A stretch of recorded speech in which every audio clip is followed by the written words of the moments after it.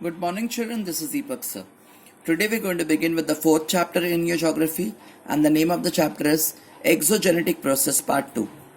So, children, what is exactly exogenetic process?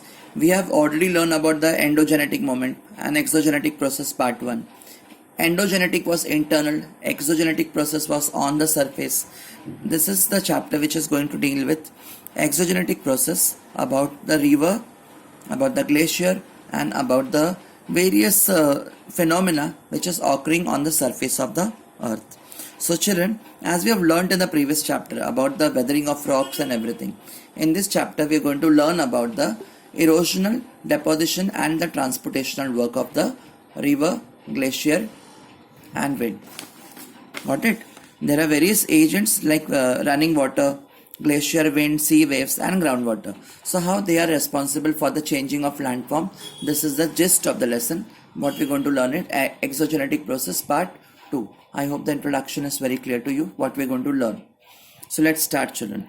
Running water flows naturally in the direction according to the gravity. So children, gravity means if we are throwing a water from a heighted surface, the water is going to flow downward only. Will the water go upward? No. So children, running water flows naturally in the direction of gravity along the slope and makes its own way.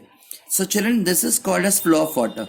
When many such flow of water come together, a river is formed. A very simple question. How is a river formed?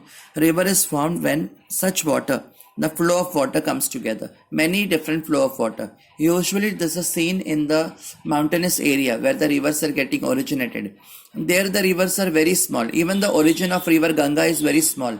If you go to Gangotri, the origin of the river Ganga, the origin is so small and like it is not even wider also.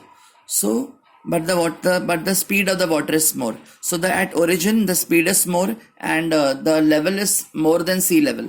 The height, the altitude of the river is, origin of the river is more than the sea level. So let's start, children. So what are the various factors on which the things, depositional and transportation things depend? So it depends on the slope of land, how slopey the land is, the types of rock from where it has been coming, the volume of water. Volume is also important, children. The quantity of the water and the length of the flow. Volume of sediments in the river. What is the volume of sediments, like the particles in the river? Then these are the factors which are responsible for erosional, transportation and the deposition work of river. So on this thing only the things depend on. Let us start with the very first concept, erosion work of river. So the river originated at much higher altitude from the sea level, as I already said you. Here the river flows with greater speed. Because the speed is more, the power of erosion is more. So that is why the power of things to get eroded is more.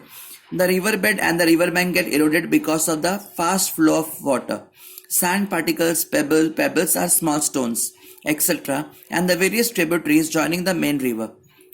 All these lead to the formation of gorges that has been called as canyon, V-shaped valley and waterfall. So see in your textbook, children, the picture of canyon and meandering of river is being given and also the V-shaped valley. So these all are the common pictures which you will find in your textbook.